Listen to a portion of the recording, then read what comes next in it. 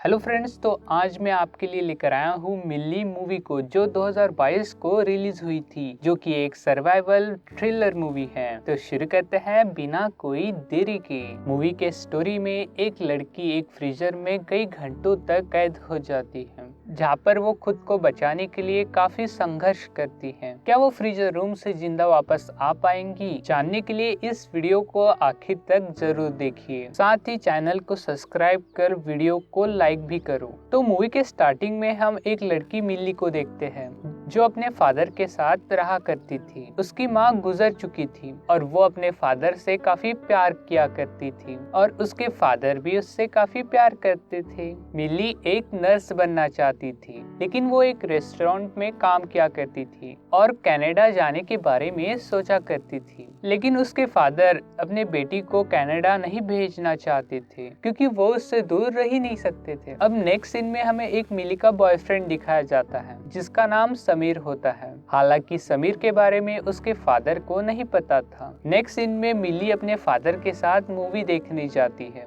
जहाँ पर समीर भी आ जाता है और वो मिल्ली से माफी मांग रहा होता है, क्योंकि मिल्ली उससे गुस्सा होती है। मिल्ली नहीं चाहती थी कि उसके फादर समीर को देखे, इसलिए वो जल्दी से उसे माफ कर देती है और वहाँ से जाने के लिए बोलती है। जिसके बाद शाम को मिल्ली घर पर होती है, तब वो देखती है कि उसके फादर सिगरेट पी रहे हैं, जिसे वो मना करती है और अपनी कसम देकर हमेशा के लिए सिगरेट छोड़ने के लिए कहती है। अब नेक्स्ट डे मिल्ली मॉल जाती है और रेफ्रिजरेटर रूम में फूड को स्टोर कर रही होती है कि तभी समीर की कॉल उसे आती है, जो उसे बताता है कि उसे दिल्ली में जॉब मिल चुकी है। और इस बात को सुनकर मिल्ली काफी खुश होती है, इसलिए मिल्ली अपने सर से जल्दी छुट्टी मांग कर मॉल से चली जाती है, क्योंकि उसे समीर से जो मिलना था। जिसके बाद वो दोनों ही बाइक से घूम रहे होते हैं कि तभी उन्हें पुलिस पकड़ लेती है। और वहाँ पर जब समीर को पुलिस चेक करती है, तब उन्हें पता चलता है कि समीर ड्रिंक करे हुए हैं। इसलिए पुलिस उन दोनों को पुलिस स्टेशन ले आते हैं, जहाँ पर ऑफिसर मिल्ली से उसके फादर का नंबर लेता है और उन्हें कॉल करके स्टेशन बुला लेता है। और वहाँ पर आकर उसके फादर निरंजन जब अपनी बेटी मिल्ली को समीर के साथ देखते हैं, तब वो काफी शर्मिंदा हो जाते हैं। साथ ही इंस्पेक्टर उसके फादर से काफी बेतुकी बातें करते हैं। हालांकि उसके फादर अपनी बेटी को यहाँ से लेकर तो जाते हैं, लेकिन उस दिन से वो अपने बेटी से बात करना बंद कर देते हैं। उसे मॉल, मार्केट सभी जगह लेकर जाते थे, लेकिन उससे बात नहीं करते थे, जिससे मिल्ली को काफी तकलीफ हुआ करती थी। और उसके फादर मिल्ली को कनाडा भेजने के लिए सभी बंदोबस्त करने लगते हैं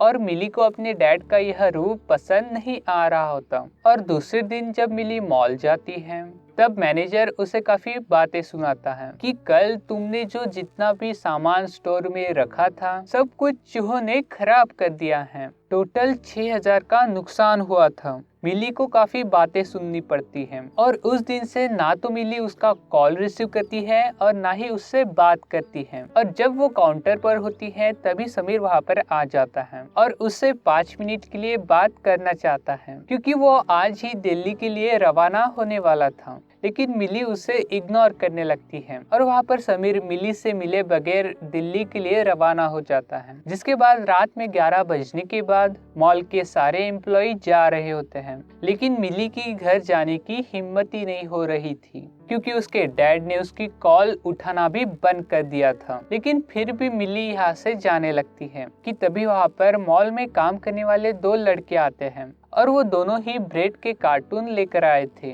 क्योंकि मैनेजर ने कहा था कि इसे रेफ्रिजरेटर रूम में रख दिया जाए। लेकिन वो दोनों ही लड़के इतने जल्दी में होते हैं कि वो मिल्ली को कहकर यहाँ से चले जाते हैं। अब मिल्ली उन बॉक्सेस को फ्रीजर रूम में रख रही होती है कि तभी मैनेजर हर जगह को चेक करता है और सभी डोर्स को लॉक करने लगता है कि तभी उसकी नजर फ्रीजर रूम के डोर पर पड़ती है, जो खुला हुआ होता है। इसलिए वो सारे एम्प्लॉय के इस लापरवाही पर गुस्सा करता है और डोर को लॉक करता है। उसे नहीं पता था कि उस रूम के अंदर मिल्ली है, मिल्ली अंदर ही होती है। और अब जब मिल्ली को एहसास होता है, तब वो चिल्लाने लगती है, लेकिन वो जो मैनेजर है वो कॉल पर बात कर रहा होता है, जिस वजह से वो उसकी आवाज को सुन नहीं पाता। इस तरह वो मेन डोर को बंद करके लाइट ऑफ करके यहाँ से चला जाता है। अब मिली कॉल करना चाहती है, लेकिन उसका फोन जो है वो बाहर ही रखा होता है। जिसके बाद वो डोर को ओपन करने की काफी कोशिश करती है, लेकिन वो डोर को खोल नहीं पाती और माइनस के 18 डिग्री सेल्सियस में उसकी हालत काफी खराब होने लगती है। और दूसरी तरफ उसके फादर मिली का इंतजार कर रहे होते हैं, लेकिन जब काफी देर तक उनकी बेटी नहीं आती है, तब वो उसके सारी फ्रेंड्स के यहाँ कॉल करता है, जिससे उन्हें वहाँ के एक एम्प्लॉय से पता चलता है कि वो तो ऑन टाइम ही वहाँ से निकल गई थी। लेकिन जब उसे यह पता चलता है कि वो घर नहीं पहुंची, तब वो कंपनी के सारे बंदों को कॉल करके पता करने की कोशिश करती हैं। लेकिन इसके बाद भी मिली के बारे में उन्हें कुछ भी जानकारी नहीं मिलती और मैनेजर भी कहता है कि वो तो निकल गई थी। और ये सब सुनकर निरंजन और ज्यादा परेशान हो जाता है और उसकी मिसिंग कंप्लेंट करने वो पुलिस स्टेशन जाता है और वहाँ पर उन्हें वही पुलिस वाला मिलता है जिसने पहले भी समीर और मिली की रिपोर्ट लिखी थी। और दूसरी तरफ मिली का ठंड के कारण ब्लड जमने लगता है और दूसरी तरफ पुलिस वालों का कहना होता है कि आपकी बेटी समीर के साथ भाग गई होंगी। यह इंस्पेक्टर जो है वो काफी बुरा होता है। अब वो पुलिस के साथ उसके सभी फ्रेंड्स के आ जाते हैं, लेकिन उन्हें कुछ भी जानकारी नहीं मिल पाती। जिसके बाद वो समीर के यहाँ पर जाते हैं, जहाँ से उन्हें यह पता चलता है कि समीर तो आज रात ही 12 बजे दिल्ली के लिए रवाना हो चुका है। और यह बात सुनकर निरंजन को भी थोड़ा शक होने लगता है कि समीर के साथ वो चली तो नहीं गई। और उधर समीर लगातार मिली को कॉल कर रहा होता है, जिसकी वजह से उसकी बैटरी डेड हो जाती है और उसका फोन स्विच ऑफ हो जाता है। और जब मिली के फादर समीर के फोन पर कॉल करते हैं, तब वो ऑफ बता रहा होता है। और कुछ घंटों बाद जब समीर की माँ अपने बेटे समीर को कॉल करती है, तब वो उसे बता देती है कि मिली जो है वो मिसिंग है। और ये सब सुनने के बाद वो फौरन उन सभी के पास आ जाता है और आते ही मिली के फादर उसे मारने, क्योंकि उन्हें यह लग रहा था कि उसने ही उसके बेटी को गायब किया है। लेकिन समीर उन्हें यह यकीन दिलाता है कि सच में मुझे नहीं पता। जिसके बाद वो सारे लोग फिर से पुलिस स्टेशन जाते हैं, जहाँ पर ऑफिसर समीर को मारने लगता है कि तभी निरंजन पुलिस वालों को ऐसा करने से रोकते हैं। और इन सभी के बीच वहाँ पर एक सीनियर ऑफिसर आता है, जो पूरी बातों को सुनते हैं और तलाशी के लिए निकल पड़ते हैं। साथ ही वो अपने जूनियर ऑफिसर के लापरवाही पर बातें भी सुनाते हैं। उधर रेफ्रिजरेटर रूम में मिली को एक चूहा नजर आता है। उसे भी काफी ठंड लग रही होती है, जिसकी हेल्प मिली करती है और साथ ही वो वहाँ पे चल रहे फैन को रोकने की कोशिश करती है, जिसके लिए वो स्टूल पर खड़ी होकर चीजों की मदद से हवा को रोकने लगती है। लेकिन वो उस फैन को रोक तो नहीं पाती, बल्कि खुद ही उस स्टूल पर से नीचे गिरकर खुद को चोटिल कर देती है, जिसके दर्द से मिली काफी रोने लगती है। और अब ठंड काफी ज्यादा बढ़ने लगी थी, जो बर्दाश्त करना मिली के लिए काफी मुश्किल भरा हो रहा था और इसलिए वो खुद पर टेप लगाने लगती है और कुछ पॉलीथीन भी लपेट लेती है ताकि कुछ ठंड कम हो सके।